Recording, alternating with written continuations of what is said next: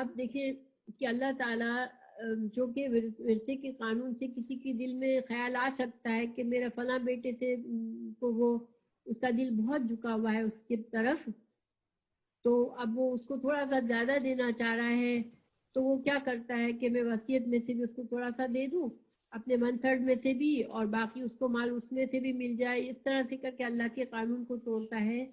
تو اللہ تعالیٰ یہاں وارننگ دے رہے ہیں، سمجھا رہے ہیں کہ آباؤکم تمہارے باپ، وابناؤکم اور تمہارے بیٹے، لا تدرونا تم نہیں جانتے، ایہم کون سا ان میں سے، اقرب قریب ترین، یہ اقرب اکبر جتنا سب سے زیادہ بڑا، تو اقرب سب سے زیادہ قریب کے معنی میں ہے، اقرب لکم تمہارے لیے سب سے زیادہ قریب ہے، نفعن نفع کے لحاظ سے۔ اللہ تعالیٰ نے یہاں کیا سمجھایا کہ تم اپنے دل کا میلان ہے، تمہیں کسی سے زیادہ محبت ہے، کسی کے لیے زیادہ دل میں نرمی ہے، تو تم اس کی وجہ سے اللہ کے قانون میں کو قبول کرنے میں تنگینہ محسوس کرو، کیونکہ تمہیں نہیں معلوم کہ تم آگے چل کے، دیکھیے ایسا ہوتا ہے بعض اوقات انسان کسی اولاد سے بہت پیار کر رہا ہوتا ہے، وہ بڑا ہو کے وہ بچہ زیادہ دل دکھاتا ہے، اور جس کو زیادہ لفٹ نہیں دی ہوتی وہ بچہ زیادہ خدمت کرتا ہے، یہ ہمیں نہیں معلوم، اللہ سبحانہ تعالیٰ کو ہر چیز کا علم ہے۔ تو جب اللہ نے فیصلے کیے ہو تو اللہ کے ان پر انسان کو بھروسہ کرنا چاہیے کہ اللہ کے فیصلے اس کی حکمت اور اس کے علم کی بنا پر ہے، ہمیں نہیں معلوم ہوتا، ہمیں بس اللہ کے فیصلوں کو ماننے میں ہی ہمارے لیے بھلائی ہے۔ اللہ تعالیٰ نے فرمایا کہ تم نہیں جانتے ہو کہ کون سا تمہارے لیے فائدہ مند ہے اور کون سا تمہارے لیے نفع میں زیادہ قریب ہے، اور کون سا، تو تم اپنے اللہ کے فریضاتن اللہ نے جو مقرر کر دیا، من اللہ اللہ کی طرف سے، تو اللہ نے جو مقرر کیا ہے اللہ جانتا ہے کس کا کیا حق ہے، تو تم اس کو بس اس حق کو اللہ پر بھروسہ کرتے ہوئے ادا کر دو، ان اللہ کان علیما حکیما، کیونکہ بے شک اللہ ہی سب کچھ جاننے والا اور حکمت والا ہے۔ یہاں آپ نے لکھا ہے وارث بیچارے اپنے ہی رکھ دیتے، یہ صحیح بات ہے، مگر فصیح دیکھیں یہ تو ایمان کی مضبوطی کی بات ہے، ایمان جس کا مضبوط ہوتا ہے اس کے لیے اللہ کی رضا کے لیے کچھ بھی کام مشکل نہیں ہوتا۔ ہاں ہم لوگ جیسے کمزور ایمان والے تو اپنا بھی مشکل سے پورا کرتے ہیں، تو ہم کہیں گے کہ بھائی ہم کہاں سے ایکسٹرا پورا کریں، لیکن یہ ایمان والوں کے دل گردہ ہوتا ہے جن پر اللہ پر بھروسہ کرتے ہیں۔ آپ دیکھیے کوئی اللہ کا حکم ماننے میں انسان جب اپنے آپ کو راضی کر لیتا ہے نا کہ نہیں اللہ کا حکم ہے، تو اللہ تعالیٰ اس میں آسانی کر دیتے ہیں، ٹھیک ہے، انسان کی نیت کے لحاظ سے اللہ تعالیٰ معاملہ کرتے ہیں اس کے ساتھ۔ تو اب یہاں پر اللہ تعالیٰ فرما رہے ہیں وَلَكُمْ، اب یہ جو ہے شوہر اور بیوی کے بارے حکم ہے، اب اس سے پہلے کیا تھا، اولاد اور ماں باپ کا حکم بتایا گیا، اب یہاں پر بیوی اور شوہر کا بتایا جا رہا ہے۔ وَلَكُمْ، اللہ تعالیٰ شوہروں سے مخاطب ہے، تمہارے لیے نصف آدھا ہے، ما ترکا جو چھوڑ جائے، ازواجکم تمہاری بیویاں، ان لم اگر نہ ہو، یکن ان کے لیے نہ ہو، یکن نہ ہو، لہم لہن نہ ان کے لیے، ولدن کوئی اولاد۔ اب یہاں پر اللہ تعالیٰ نے فرمایا کہ اگر تمہاری بیویوں کی کوئی اولاد نہیں ہے، چاہے ان کے اپنے پہلے شوہروں کی طرف سے نہ تمہاری طرف سے، کسی بھی طرف سے،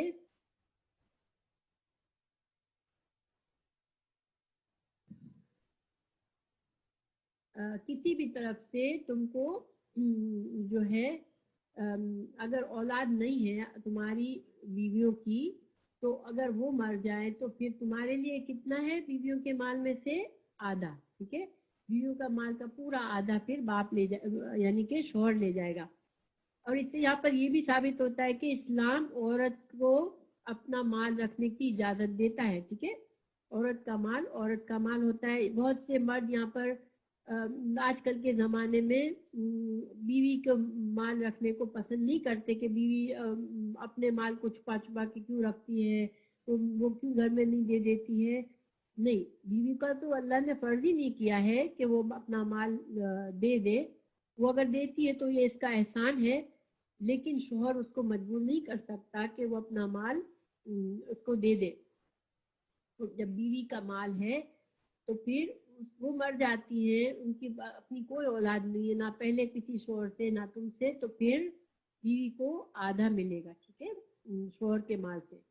فَإِن كَانَ لَهُنَّ وَلَدٌ, اگر لیکن ان کی اولاد ہے, چاہے تمہاری طرف سے یا کسی اور شوہر کی طرف سے, تو کیا ہوگا؟ فَلَكُمْ, تو تمہارے لیے پھر کیا ہوگا؟ الربع, چوتھا حصہ. تو عورت کی اگر کوئی بھی اولاد ہے, چاہے اس شوہر سے چاہے کسی شوہر سے, تو پھر مرتی ہے تو شوہر کو اس کے مال سے کتنا ملے گا؟ 1/4. مما, اس میں سے جو ترکنا, وہ چھوڑ جائیں, من بعد وصیت, ان کی وصیت کی ادائیگی کے بعد, یوصین بہا, کہ وہ جو وصیت کر جاتی ہیں, او دین, یا ان پر کوئی قرضہ ہے. دیکھیے یہاں بھی وصیت پہلے آئی اور قرضہ بعد میں آیا, اور میں نے آپ کو حکمت بتا دی کہ اللہ تعالیٰ نے قرض کی ادائیگی پہلے ضروری ہے, مگر قرض کو بعد میں صرف حکمت کے تحت رکھا ہے, ٹھیک ہے. وَلَهُنَّ, اور ان کے لیے, الربع, اب عورتوں کا بتایا جا رہا ہے کہ عورتوں کے لیے کتنا ہے؟ چوتھا حصہ. مما, اس میں سے جو ترکتم, تم چھوڑ جاؤ, یعنی بیوی کے لیے شوہر کے مال سے کتنا حصہ ہے؟ چوتھا حصہ. کب؟ ان لم یکن لکم ولد, اگر تمہاری کوئی اولاد نہیں ہو. جیسے دیکھیں شوہر کی اگر ایک سے زیادہ بیویاں ہیں اور ان کی اولادیں بھی ہیں, یا اسی مرنے والی کی اولاد ہے اس شوہر سے, تو بہرحال اگر شوہر کی کوئی اولاد نہیں ہے تو بیوی کو کتنا ملے گا؟ 1/4 مال کا. اگر شوہر کی کوئی اولاد ہے تو بیوی کو کتنا ملے گا؟ 1/8, آٹھواں حصہ. اچھا, اگر شوہر کی 4 بیویاں ہیں تو پھر کیا ہوگا؟ آپ لوگ کوئی بتا سکتا ہے کہ اگر 4 بیویاں ہیں تو کیا چاروں کو 1/4 دے دیا جائے گا؟ یا اگر 4 بیویاں ہیں, بچے ہیں, نہیں. اگر 4 بیویاں ہیں, نہیں سعیدہ, سعدیہ, 4 بیویاں ہیں تو بھی 1/4 میں سے چاروں کو برابر برابر تقسیم ہوگی, اور اگر اولاد ہے اور 1/8 ہے تو 1/8 میں سے اگر 4 بیویاں ہیں تو چاروں کو برابر برابر حصہ ملے گا, یا پھر ایک بیوی ہے تو اسی کو پورا ملے گا, ٹھیک ہے. لیکن یہ نہیں ہے کہ ہر بیوی 4 بیویاں ہیں تو چاروں کا الگ الگ حصہ ہے, نہیں, ٹھیک ہے. یہ اس میں بیویاں شامل ہیں. مما ترکتم, اس میں سے جو تم نے چھوڑا, من بعد وصیت, وصیت کے بعد, توصون بہا, تم وصیت کر کے جاتے ہو, او دین. تو یہ وصیت اور دین کی بار بار تلقین کی جا رہی ہے, جس سے ہمیں پتہ چلتا ہے کتنا اہم ہے یہ کہ مرنے والے کی وصیت کو پورا کیا جائے اور اس کے قرضے کو ادا کیا جائے, ٹھیک ہے نا. پھر یہ تو تھا شوہر اور بیوی کا حصہ, ٹھیک ہے, کہ شوہر اور بیوی کو بتا دیا اللہ تعالیٰ نے کہ 1/4 اس وقت جب کہ مرنے والی بیوی کی اولاد ہے تو مردوں کو 1/4, اور اگر اولاد نہیں تو مردوں کو آدھا. اگر مرنے والے شوہر کی اولاد ہے تو بیوی کو 8واں, اور اگر اولاد نہیں ہے تو بیوی کو چوتھا. اور 4 بیویاں ہیں, 2 ہیں, 3 ہیں, سب اس میں شامل ہوں گی, ٹھیک ہے. اچھا, اب اگلا حکم آ رہا ہے, وَإِن كَانَ, اور اگر ہو, رَجُلٌ, کوئی مرد, یورثو, جس کے وارث بن رہا ہو, یعنی جس کا ترکہ بانٹا جا رہا ہو, ٹھیک ہے. ایک ایسا آدمی ہے جو کہ جس کا ترکہ بانٹا جا رہا ہے, لیکن وہ آدمی کیسا تھا؟ کلالہ تھا, کلالتن, امرأتن, یا پھر وہ عورت ہے یا مرد ہے. اگر وہ کلالہ تھے, اب کلالہ کیا ہوتا ہے؟ کلالہ وہ شخص ہوتا ہے جس کی نہ تو اولاد ہوتی ہے نہ ماں باپ ہوتے ہیں, ٹھیک ہے. اس کی بیوی ہو سکتی ہے, شوہر ہو سکتا ہے, لیکن اولاد میں پوتے پوتیاں بھی شامل ہیں, ٹھیک ہے. تو بیٹے بھی نہ ہو, بیٹے بیٹیاں بھی نہ ہو, پوتے پوتیاں بھی نہ ہو, یا باپ میں دادا بھی شامل ہے تو اس کے باپ بھی نہ ہو اور اس کے دادا بھی نہ ہو, اب اس کی طرف کوئی بھی نہیں ہے, تو پھر क्या करे, उसका विरसा किस तरह से तकसीम होगा, उसके वारिस कौन बनेगा, कि उसका अगर एक भाई है तो वो इसका वारिस बनेगा, उसकी अगर बहन है तो वो वारिस बनेगी, और अगर इसका एक भाई और एक बहन है तो ये दोनों उसके वारिस बनेंगे, और अगर दो से ज्यादा है तो वारिस बनेंगे। लेकिन किस तरह, देखिए अब यहाँ पर एक समझने वाली बात है, ठीक है।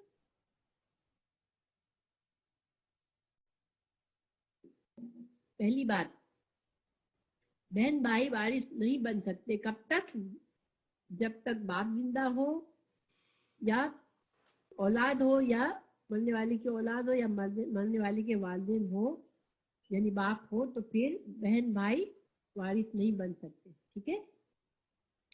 अब बहन भाई वारिस कब बनेंगे, सिर्फ उस हालत में जबकि मरने वाले के बाप भी नहीं है और मरने वाले के औलाद भी नहीं है। लेकिन जब मरने वाले के बाप भी नहीं होता, औलाद भी नहीं होती, तो मरने वाले के जो भाई होते हैं ना, वो उसबा बनते हैं। अब उसबा क्या होता है, मैं बताना अभी तक नहीं बताया आपको मैंने। देखिए, एक तो होते हैं जिनको हिस्सा फिक्स अल्लाह ने किया, जैसे आप लोगों ने पढ़ा कि चौथा हिस्सा, आठवां हिस्सा, 2/3, ठीक है। हाँ बिल्कुल, तो ये हिस्से अल्लाह के मुकर्रर खुदा है। कुछ वारिस ऐसे होते हैं जिनका हिस्सा अल्लाह ने मुकर्रर नहीं किया, बल्कि वो क्या करता है कि हिस्सेदारों का हिस्सा दे देने के बाद जितना माल बचता है वो उसको दे दिया जाता है। ऐसे शख्स को उसबा कहते हैं, आइन स्वाद बा हा। उसबा कौन होता है, समझ में आया, जिसको जो वारिस तो बनता है लेकिन अल्लाह ने उसका फिक्स हिस्सा नहीं रखा, बल्कि जो फिक्स हिस्सेदारों को फिक्स हिस्सा देने के बाद जितना माल बचता है वो ले जाता है। अब उसबा कौन होते हैं, देखिए, बेटा उसबा होता है, ठीक है, भाई उसबा होते हैं, बाप उसबा बन सकता है। तो जो करीब तरीन बाप की तरफ से जो मर्द रिश्तेदार होते हैं वो उसबा बनते हैं, अल्लाह ने उनका हिस्सा नहीं रखा, ठीक है, बात समझ में आई। उनका फिक्स हिस्सा नहीं रखा अल्लाह ने, वो उसबा बनते हैं और उनको बचा हुआ माल मिलता है। ये समझ में आ गई, आपकी तरफ से कोई टैक्स नहीं चल रहा, क्या ये बात समझ में आई कि चले अल्हम्दुलिल्लाह। जैसे मिसाल के तौर पर किसी आदमी का बेटा है, अब वो आदमी मर गया, का सारा माल बेटा ही ले जाएगा, हालांकि उसके भाई भी हो, बहनें भी हो, लेकिन सारा का सारा माल बेटा ले जाएगा। इस आदमी की बीवी भी थी, एक बेटा भी था, तो बीवी का हिस्सा निकाल के फिर बचा हुआ माल सारा बेटा ले जाएगा, ठीक है। तो बेटा उसबा बना, उसने सारा माल ले लिया। एक आदमी का बेटा भी नहीं है और उसका बाप है, ठीक है, मरने वाले का बाप है, बेटा नहीं है, तो फिर बाप को सारा माल मिल जाएगा, मगर माँ जिंदा है तो माँ का हिस्सा निकाल के फिर बाप को सारा बचा हुआ माल दिया जाएगा, तो बाप उसका बन गया। इसी तरह अगर किसी के बेटा भी नहीं है, औलाद नहीं है, माँ बाप भी नहीं है, अब उसके भाई भाई है, तो भाई इसके वारिस बन रहे हैं, तो भाई क्या बनेंगे, उसबा बनेंगे, उसको सारा माल मिलेगा, ठीक है। लेकिन भाई तीन तरह के बहन भाई होते हैं। एक कौन से बहन भाई होते हैं, जो सगे बहन भाई होते हैं, जिसके माँ बाप दोनों बराबर हैं, दोनों सेम है, ठीक है। एक होते हैं बाप की तरफ से भाई होते हैं कि माँ अलग है, बाप बाप सेम है, ठीक है। एक होते हैं माँ सेम है और बाप अलग है, ठीक है। कितनी तरह के हो गए, तीन तरह के बहन भाई हो गए। तो जो दो बहन भाई हैं, जिनके सगे बहन भाई और जो बाप की तरफ से बहन भाई बनते हैं, उन उन वो उसबा बन सकते हैं, यानी बचा हुआ सारा माल वो ले जाते हैं। लेकिन जो माँ की तरफ से बहन भाई बनते हैं, जिनके बाप अलग हैं, अब जब उनका कोई भाई मर जाता है तो वो उसबा नहीं बन सकते, ठीक है, वो सारा माल नहीं ले जाते, अल्लाह ने उनका हिस्सा मुकर्रर किया है कि बस उनको इतना हिस्सा दे दो, बाकी माल फिर चचा को, भतीजों को, जो भी उसका बन रहे होंगे दूर के रिश्तेदार, उनको दिया जाएगा।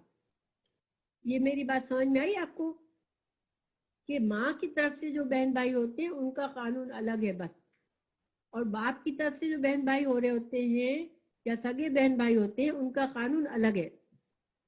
यहाँ पर जो कानून बताया गया वो किसके किसके लिए है? जो माँ की तरफ से बन रहे, ठीक है। अब ये कैसे पता चला? क्योंकि यहाँ पर इनका हिस्सा बताया जा रहा है, फिक्स हिस्सा। जबकि सूरह निसा के आखिरी आयत में जो भाइयों बहन भाइयों का हिस्सा बताया जाएगा, कलाला क्या, वो उसके सगे बहन भाइयों का और उसके बाप की तरफ से बहन भाई होते उनका बताया जा रहा है, ठीक है। तो यहाँ पर इस कानून में यहाँ पर उन बहन भाइयों का कानून बताया जा रहा है। उनका कानून काफी अलग होता है, मैं अभी बताती हूँ आप लोगों को। पहली बात ये कि ये समझे कि जब कलाला था वो मर गया, अब कलाला की, और कलाला कौन होता है आप लोगों को समझ में आ गया होगा कि जिसका बाप भी नहीं है, इसका बेटा भी नहीं है, यानी औलाद भी नहीं है, बाप भी नहीं है। तो अब वो मरा, तो अब क्या हुआ, उसकी उसका अगर एक भाई है तो उसको 1/6 मिलेगा उसके माल से, ठीक है, 1/6।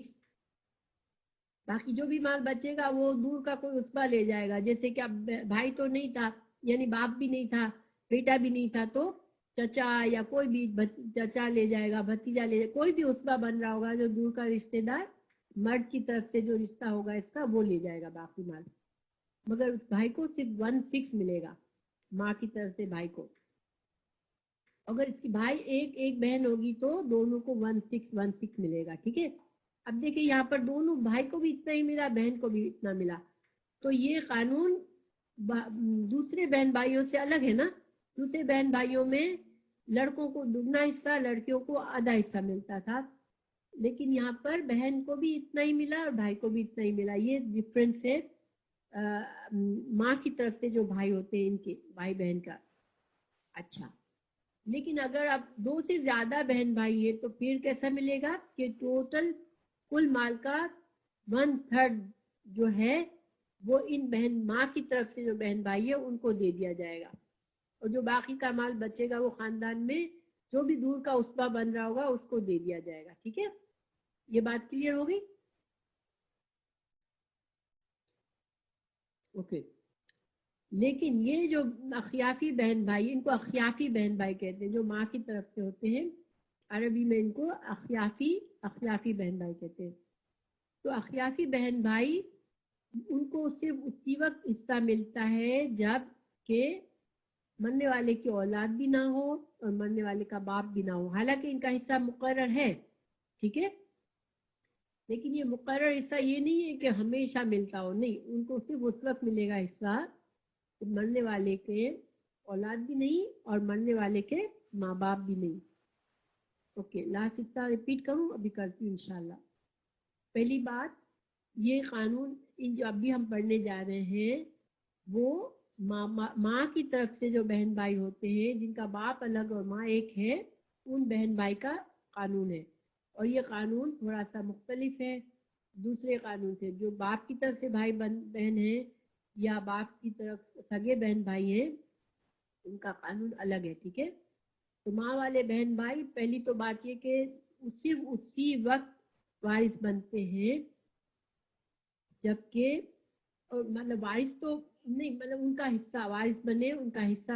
हालांकि आम तौर पर जिनका हिस्सा अल्लाह ने फिक्स किया है ना, उनको हिस्सा पहले देना ही पड़ता है, लेकिन ये हिस्सा इनका मुकर्रर होने के बावजूद उसी वक्त दिया जाएगा जबकि मरने वाले की औलाद भी नहीं होगी और मरने वाले के माँ बाप भी नहीं होंगे, ठीक है। वरना देखिए, जिन लोगों का हिस्सा मुकर्रर है, जैसे बेटी बहन का हिस्सा, बेटी का हिस्सा, माँ का हिस्सा, बाप का हिस्सा, जिनके हिस्से मुकर्रर है उनको सबसे पहले दिया जाता है, फिर बचा हुआ माल उसबा को दिया जाता है। लेकिन ये जो है, इनके इवन दो हिस्से मुकर्रर हैं, मगर ये सिर्फ उन्हीं उस वक्त हिस्सा इनको मिलेगा जबकि औलाद भी नहीं होगी और माँ बाप भी नहीं होंगे। ये क्लियर हो गई बात? सबको समझ में आ गई? मुश्किल है? चलिए, अल्हम्दुलिल्लाह। ओके, थोड़ा सा कैलकुलेशन हिसाब किताब समझने वाली बात है, लेकिन इंशाल्लाह। ओके, चले, मुश्किल है। उनका हिस्सा नहीं फिक्स होता, ठीक है। मैं इंशाल्लाह आखिर में जब तफसीर करूँ ना इसकी, थोड़ा सा खुलासा उसमें समझ में आ जाएगा, ठीक है। अभी हम आगे बढ़ते हैं। तो लेकिन ये अखियाफी भाई अगर 2 से ज्यादा है बहन भाई, तो फिर टोटल 1/3 इनको दे के बाकी उसबा को दिया जाएगा, ठीक है। और बाकी अल्लाह ताला ने आगे फरमाया कि कलाला की भी वसीयत भी पूरी की जाएगी, कलाला का भी जो कर्ज पूरा किया जाएगा। अगर बाप और औलाद हो, बाप और औलाद ना हो, उस सूरत में माँ की तरफ से जो भाई होते हैं वो उनका हिस्सा दिया जाता है, वरना उनका हिस्सा नहीं दिया जाता, ठीक है। ओके, अल्हम्दुलिल्लाह। अब अल्लाह ताला ने यहाँ के गैरा मुदारिन, अब ये लफ्ज बहुत गौर और फिक्र करने वाला है। अल्लाह ताला ने फरमाया कि जब मरने वाला वसीयत करे या अपना कर्ज के बारे में बताए अपने अपने वारिसों को, तो उस वक्त वो गैर मुदारिन यानी कि दरर पहुंचाने वाला ना हो। यानी कि मतलब क्या है कि मरने वाले की नीयत खराब ना हो कि वो झूठ मूठ कहे कि भाई मैंने फला भाई से कर्जा लिया था, वो अपने भाई को वारिस बनाना चाह रहा हो, जबकि इसकी औलाद भी है। अब वो औलाद से थोड़ा निकाल के भाई को देने का दिल चाह रहा है इसका, तो कहे कि वो मैंने फला भाई से कर्जा लिया है, तुम उसको दे देना। या इसके 2 बेटे हैं, तो कहेगा कि मैंने बड़े बेटे से कर्जा लिया था, तो उसको कर्जा दे देना पहले, हालांकि कर्जा ना लिया हो, ठीक है। यानी झूठ मूठ कर्जा बताए सिर्फ इसलिए कि वो अपने बड़े बेटे को ज्यादा देना चाह रहा है। या वसीयत में कोई ऐसी वसीयत कर जाए कि मेरे फला बेटे को या बेटी को मैं ये माल दे के जा रहा हूँ, हालांकि बेटे और बेटी का हिस्सा अल्लाह ने मुकर्रर किया है, उसको मिलने वाला है, लेकिन वो अपनी वसीयत में भी ऐसे करे।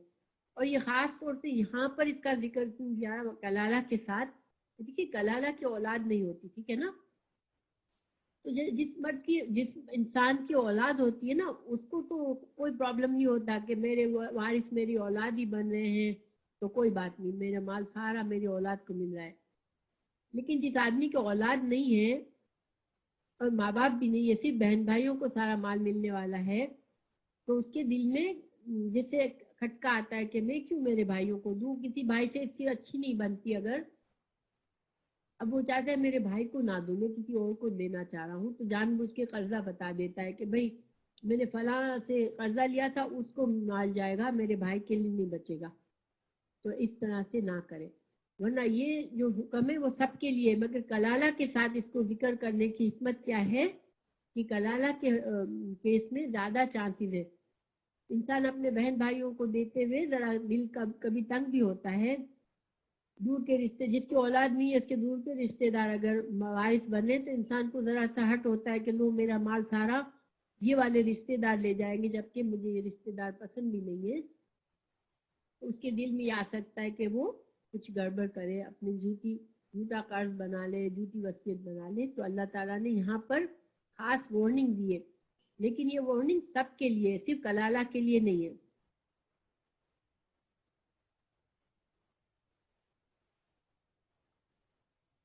देखिए मरने से पहले जो माल देने का है ना, इंसान मरने से पहले किसी को गिफ्ट देता है तो वो दे सकता है, मगर मिसाल के तौर पर अगर किसी तुम्हारे किसी गरीब रिश्तेदार को, तुमको फिक्र है, इंसान को फिक्र है कि मैं मरने वाला हूँ, मेरे इस गरीब रिश्तेदार को कोई और नहीं पूछेगा मेरे बगैर, वो उसको कुछ माल अपनी जिंदगी में देता है तो दे सकता है, ठीक है।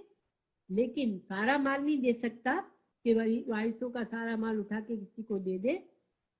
हाँ, हाँ 1/3 से ज्यादा भी दे सकता है, डिपेंड करता है, लेकिन इसमें इसकी नीयत की खराबी ना हो। जैसे मिसाल के तौर पर 4 बेटे हैं, तो एक को उठा के इतना सारा माल दे दिया कि चलो मैं मरने के बाद तो उसको इसका हिस्सा ही सिर्फ मिलेगा जो सबके बराबर होगा, मगर मैं इसको अभी दे दूं कुछ थोड़ा, ठीक है। तो ये चीजें अलाउड नहीं है।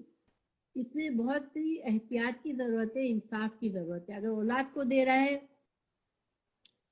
मरने से अपनी जिंदगी में, तो सारी औलादों को बराबर दे, ठीक है।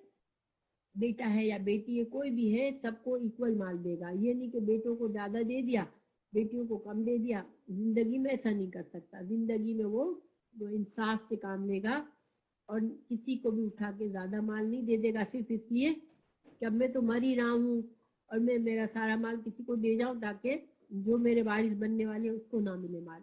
ایسی اگر نیت ہوگی اس کی تو پھر اس سے حساب دیا جائے گا. قلالہ ظاہری بات ہے کہ قلالہ کے دل میں یہ آئے کہ اب میں اکیلا ہوں تو میرا مال میں جلدی سے کسی کو دے دوں تو نہیں. قلالہ بھی ایسے نہ کرے. اس کی نیت صاف ہونی چاہیے بس.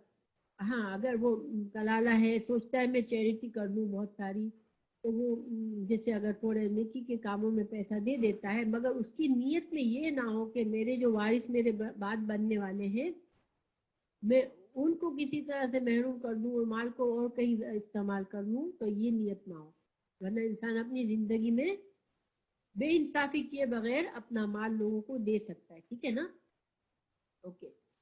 اور اس وقت وراثت کے قانون کے تحت ضروری نہیں ہے وہ اپنا مال دے سکتا ہے دوسروں کو کچھ اٹھا کے دے سکتا ہے مگر بہن اس کے زیادہ بچے ہیں زیادہ بہن بھائی ہیں تو انصاف کے تقاضے کو خیال رکھے تاکہ آپس میں دشمنیوں کو پیدا کر کے نہ مرے. انسان اتنا سارا ایک کو دے دیا دوسروں کو کچھ نہیں دیا تو دشمنی بن جاتی ہے ایک دوسرے سے. تو ایسے کام کر کے نہ جائے انسان.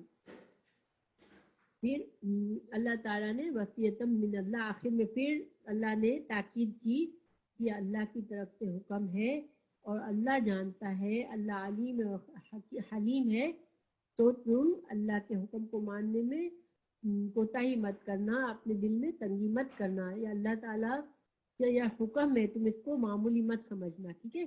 تو الحمدللہ آپ لوگوں کو کتنے لوگوں کو اچھی طرح سمجھ میں آیا سارا سبق. ون ٹائپ کریں جن کو اچھی طرح سے سمجھ میں آیا ہے.